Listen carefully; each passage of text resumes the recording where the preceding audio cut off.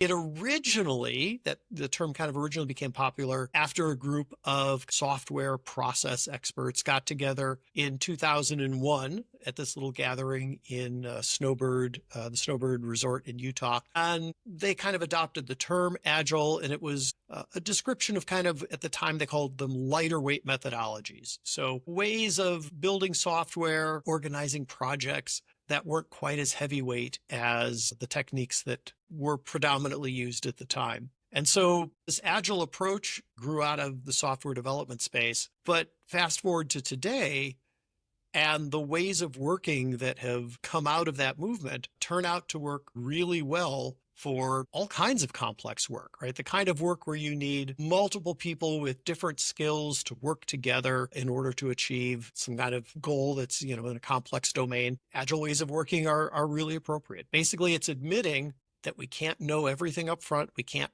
plan and predict every step. So we're going to have to inspect and adapt as we're doing the work. And that makes sense in an awful lot of domains. And you said that this methodology came about in the early 99, 2000, or when was the birth of this, would you say? Yeah. So the folks who did kind of like the early work in it were active, gosh, even in the 80s, quite honestly, but definitely in the 90s and the late 90s.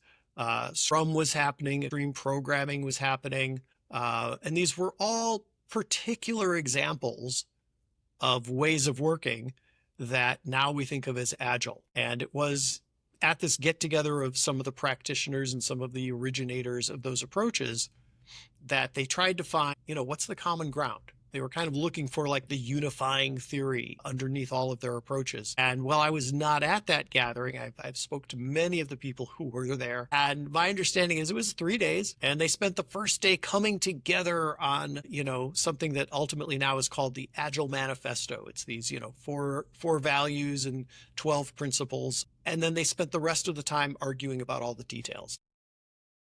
I think you can see a lot of that. Don't they have a website, a web page that just is pretty straightforward and almost black and white in how this all came about? I think I went to that. Yeah, agilemanifesto.org. And that site's been up, I think, since 2001, and it really hasn't changed because it really was just capturing that snapshot in time. You mentioned something a couple of times. I want to make sure I get this right. Is Scrum and Agile, are those interchangeable? Well, they end up getting used interchangeably a lot, but they're not. The way I think about it is Agile is the bigger overarching term, right? It really describes any way of approaching the work that is fast and flexible and all of that. Scrum is a particular framework. It's a particular way to organize the people in the work, in an approach that would be agile. So think of it as a way to be agile. Maybe an analogy would be Scrum is to agile as, Chevrolet is to car. Got it. Right. All So right. car's the overarching term. Chevy's a particular, brand or type. Is Scrum like the Ferrari or the higher version, luxury version of a car underneath it? Or how would I? Goodness.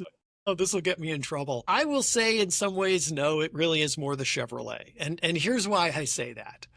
Of the approaches, especially going back to, when I started, 99, 2000, Scrum was one of the simplest, right? I actually started with an approach that was called extreme programming. And extreme programming is basically Scrum, which has all the how do you coordinate the people and various inspect and adapt loops to keep things on track. XP takes that and then adds on top of it a bunch of technical practices that make it really robust for software product development. And, early on in my journey with this, I was like, Scrum, that's weak tea or something. And, XP, that's what everyone should be doing. But I think that Scrum kind of won the day. It became the popular one, in part because it was simpler. It didn't ask so much. And the underlying idea was that, well, if you're continuously improving, you're going to discover the practices that work. So we don't need the framework to prescribe all these practices. So it kind of won, if you will, the framework or methodology.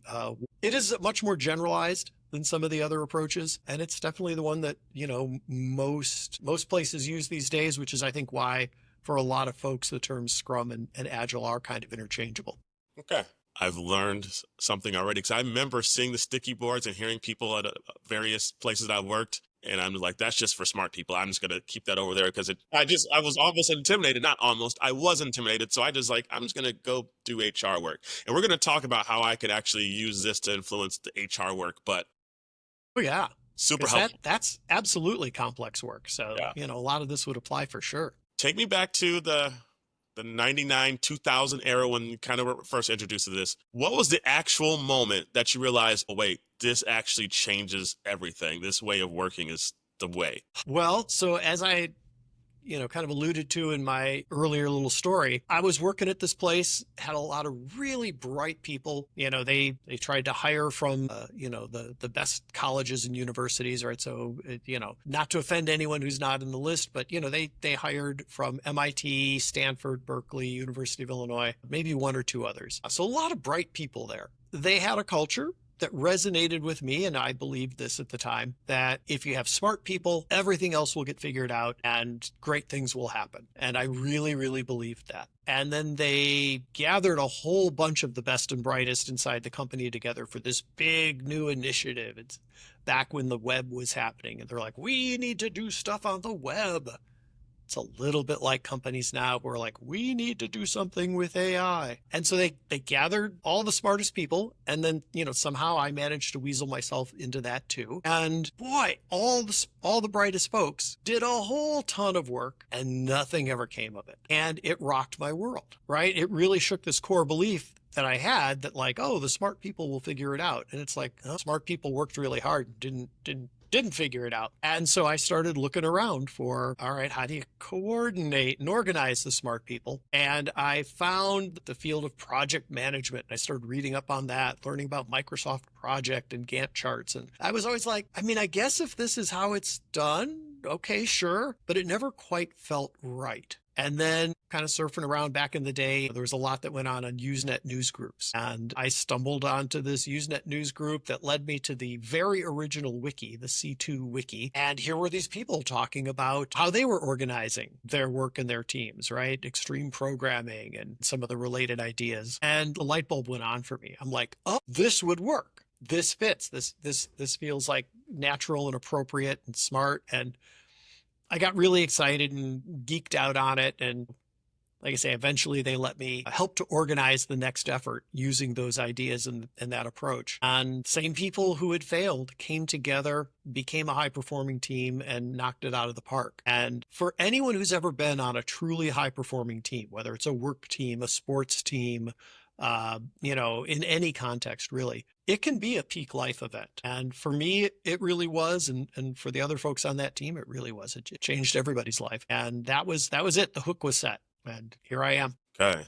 And I was actually trying to recall in my brain what would be my peak team moment. And that's a really good question. I'm gonna have to figure that one out because it doesn't necessarily pop off the top of my head, which actually concerns me a little bit.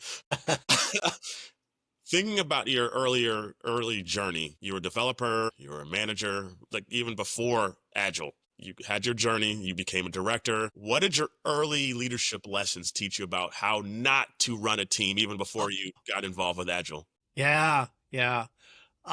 And this is something I learned actually as a band leader back when I was a musician, because for the last half of my musical career, I figured out that the way that I could have some kind of security was to be the band leader, which mostly meant you owned the PA system and, you booked the gigs, because I was never the most gifted musician. So, I was always at risk of being replaced when some, better bass player came along. But a thing I learned then and then really came to understand when I got into management is that if you treat the people around you, right, on your team or in your group, simply as extensions of you, right, as ways that you can amplify your contribution, that is not the optimal strategy, right? Because the people around you, hopefully, have areas where they far outshine you. And the trick is to figure out how to support them and let them do their thing and contribute in the ways that they are really gifted in and in ways that are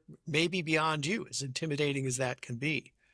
And I found that when I was trying to control everything and just get people to, oh, I've got this vision, just here, I'm going to tell you your part and you do your part, it limited what the whole group could do, in part because often I was the bottleneck. right? Like, oh, all the key decisions have to go through Chris, and ideas that aren't Chris's ideas, oh, those aren't going to be popular, so people just would hold them back, and and so the group never could become any greater than me, really. And that's not the way a great team works, right? So as a leader, I learned I had to make room for everybody to really step into their own spotlight, let them to do their thing. And then, Question real quick. yeah. Was there a review? Was there a mentor? Was there somebody that knocked you and said, hey, man, I see what's going on. Be better. What happened? So a couple of things. So one goes back to being a musician, right? I was not the most gifted musician at all. And early on, I thought, oh, especially if I'm going to be the band leader, I've got to think about how everything's supposed to work and the arrangements. People got frustrated because it was clear to everybody that there were other people in the band who had this stuff figured out way better than I did. And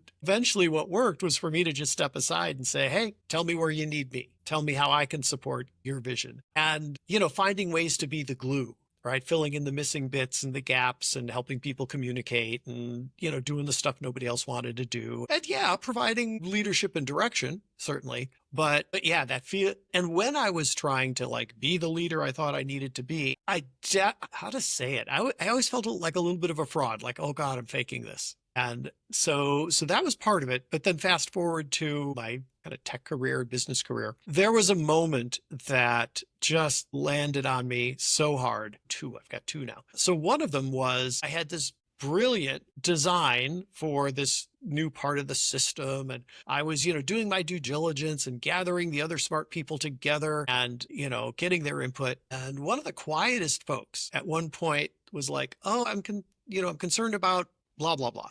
And I'm like, oh, no, I thought about that. And it's going to work like this and this and this. It's going to be fine. It's going to be great. And he kind of nodded and was quiet. And we built the system based on my design. And then there turned out to be this really big problem and issue. And it wasn't until I looked into it, I'm like, how could this happen? And I realized that was the thing that Kenrick was talking about. Kenrick was his name. And I realized he saw this. Like at the moment, I didn't grasp what he was trying to say. And he just was like, okay, you're the leader. I'll defer to you. And so I went and talked to him. I said, hey, we're facing this big thing. Months ago, you said this.